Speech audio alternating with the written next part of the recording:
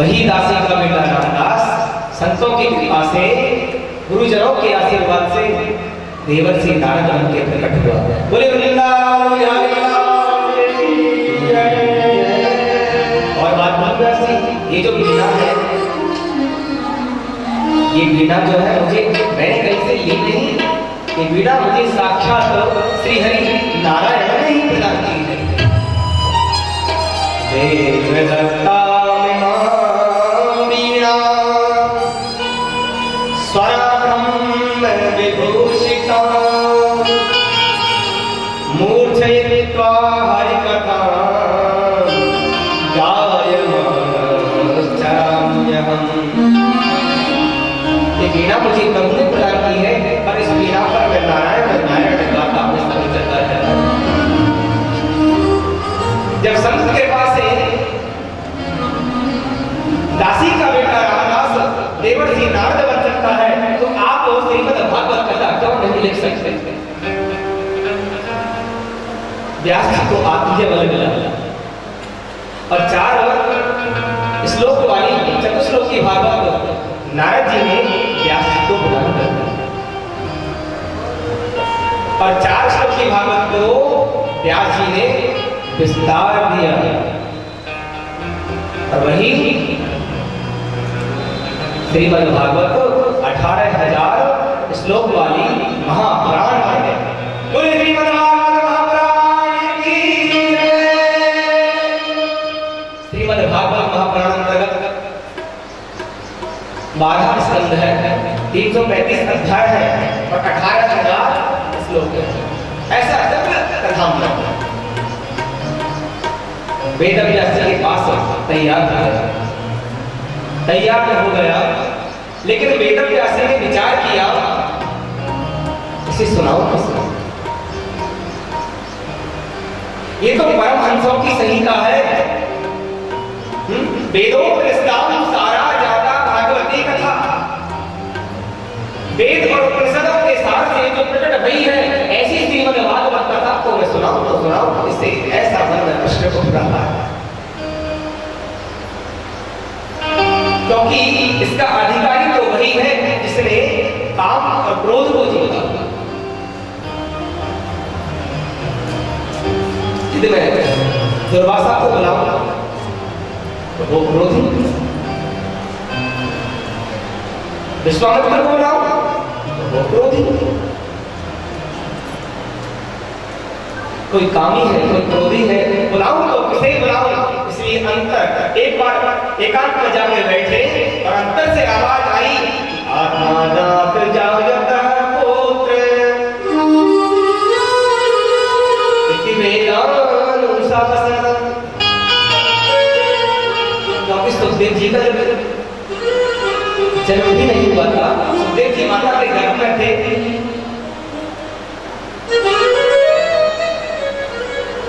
और 12 वर्ष तक सुखदेव जी माता के गर्भ में रहे।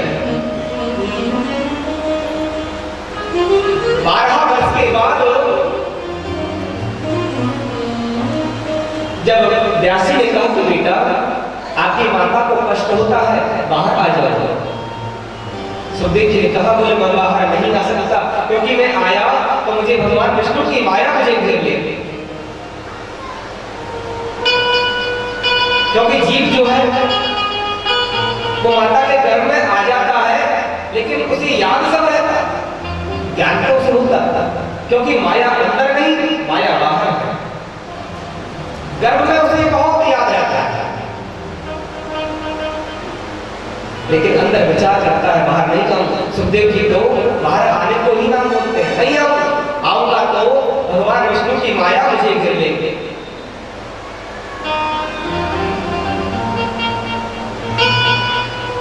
बाहर काम क्रोध मोह लोभ इतना सारा कीचड़ है, मैं उसमें लिप्त हो गया तो मेरा आना बेकार जाएगा। भूमि पर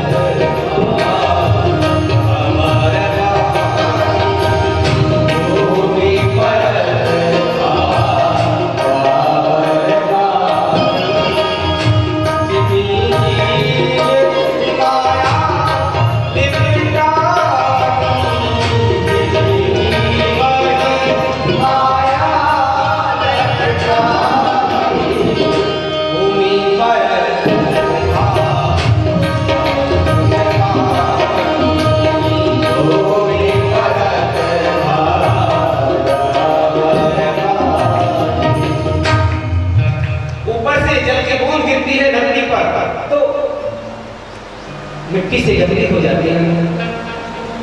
ऐसे ही यदि मैं बाहर आया तो भगवान विष्णु की माया मुझे घेर लेगी। व्यासी ने भगवान विष्णु से कहा, भगवान नारायण ने स्वयं अंतर जाके कहा, बेटा सुखदेव तुझे मेरी माया नहीं घेरेगी। तब सुखदेव जी प्रकट भये और प्रकट होते ही मन को चलने लगे। सुखदेव जी के पीछे बेटा व्यासी दौड़ते हैं,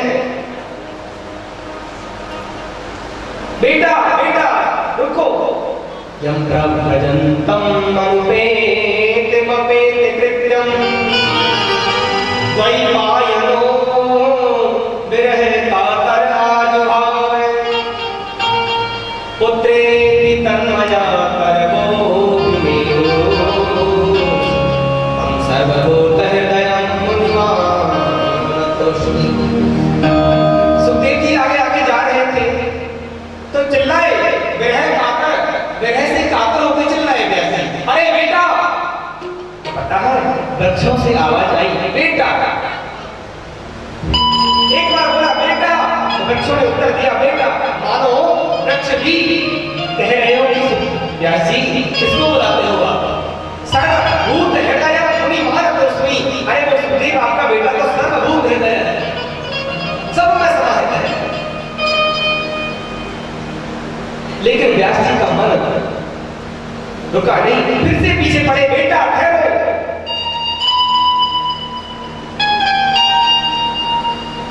सुखदेव जी चले ही गए, लौट के नहीं आए। तो फिर व्यास जी लौट के अपने आश्रम आए। आज उन्होंने सोचा मेरा बेटा सुखदेव परम वीतरागी संत है, उसे ही भागवत सुनाया जाए। लेकिन ऐसे परम वीतरागी संत को बुलाऊं तो कैसे बुलाऊं?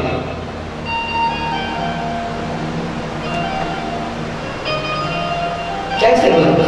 जो ब्रह्म प्राप्ति ही अपना लक्ष्य समझता हो ऐसे सुखदेव को बुलाऊं तो कैसे?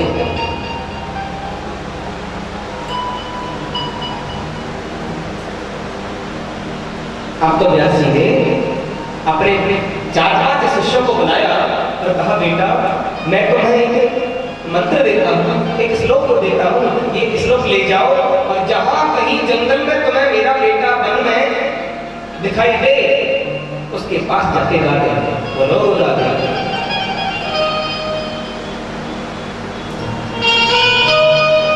व्यास जी ने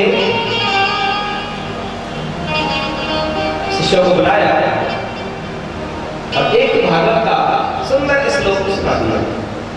शिष्यों गए और जहां पर सुखदेव जी बैठे हैं, इतना सुंदर स्वरूप, एक विशाल चट्टान पर बैठे हैं, लंबे लंबे घुंघराले बाल हैं सुखदेव के, दिगंबर वक्र विकीर्ण केशव, दिशा ही जिसका वस्त्र है, ऐसा दिगंबर।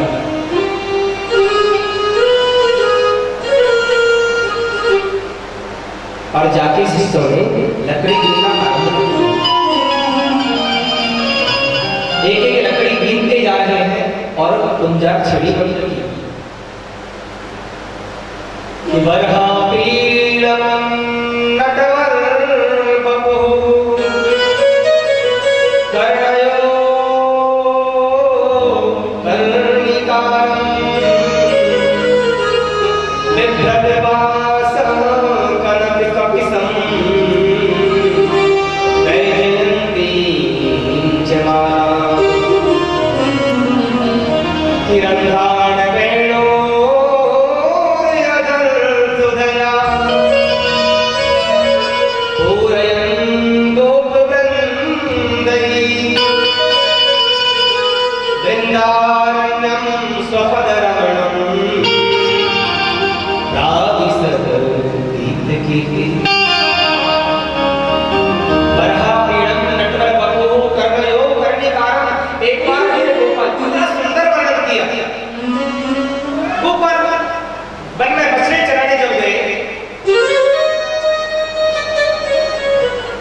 श्रृंगार करने नहीं गए तो वो ग्वाल वालों ने क्या किया, गोपाल के मुकुट नहीं था तो बरहा पीड़, बरहा बोलते मोर पंख, आपीड़ मुकुट, मोर पंख का मुकुट ठाकुर जी के सिर पर बांधा।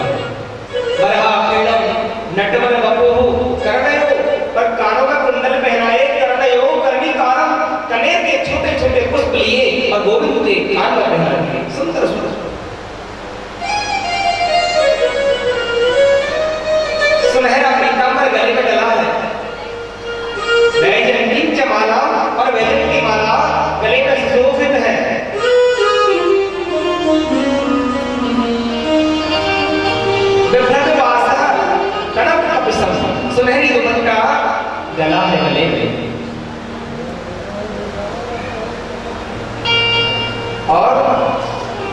जब कृतवास है तब सब मैं जैनीन जमाना रंधान बैणो अधर असदया अपने अधरों पर बंसी शोभित है अधर असदया पूरे गोप वृंदई वृंदा नंदन स्वपद रमण प्राप सत कीर्ति ऐसी सुंदर झांकी का जब गान किया शिष्यों ने सुखदेव जी की समाधि टूट गई और बोला आगे बोलो आगे क्या है?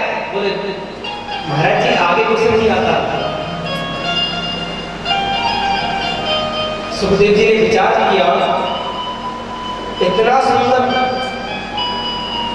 अब ये इतना सुंदर है मेरे प्रभु, अब इतना सुंदर है तो ये तो बहुत कठिन होगा, इनको पाना तो साधारण बात नहीं है, इनको पाना तो बहुत मुश्किल होगा, इसलिए कोई प्रयास नहीं करना चाहिए, समाधि में लगा लेना, बैठ बैठ। प्यार से कहा मेरा बेटा मिला सुखदेव? बोले महाराज जी मिले तो सही गुरु जी, लेकिन हमने श्लोक गाया और गा के आंखें खोली उन्होंने सुना, लेकिन फिर से आंखें बंद कर ली। व्यास जी ने कहा एक दूसरा श्लोक मैं देता हूं, ये सुना दे। आज शिष्यों ने दूसरा श्लोक लिया और जहां सुखदेव मुनि बैठे हैं पद में वहीं पर जाके तीसरा श्लोक भी गा दिया। यहो वकीयं स्तनकालकूटं जिघांसया पाययदप्यसाध्वी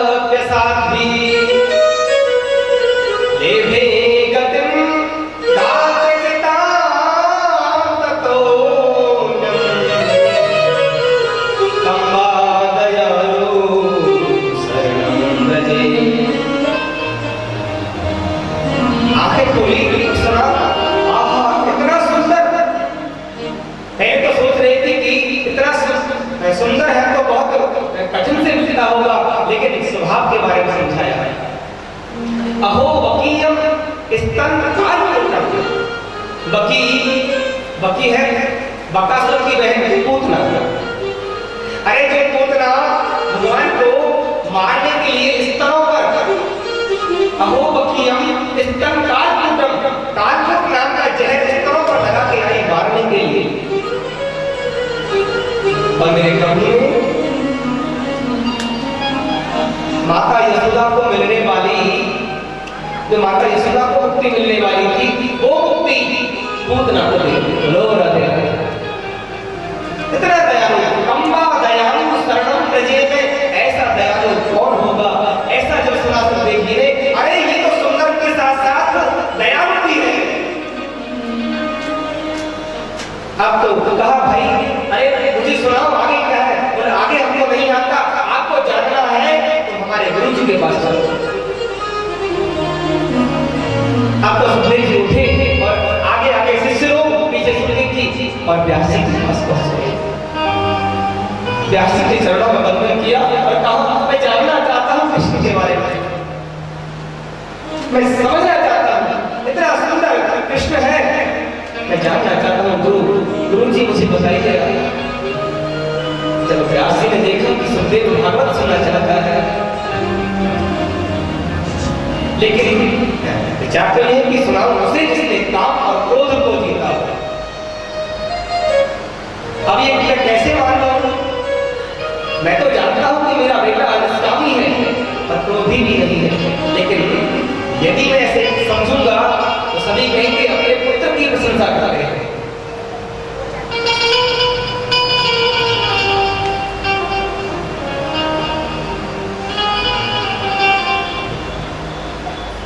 तो क्या कहा? सुखदेव से कहा सुखदेव पहले तुम वेद अध्ययन करके आओ। व्यास जी ने सोचा कि काम क्रोध को जीता कि नहीं जीता, इसकी परीक्षा के लिए किसके पास भेजा जाए?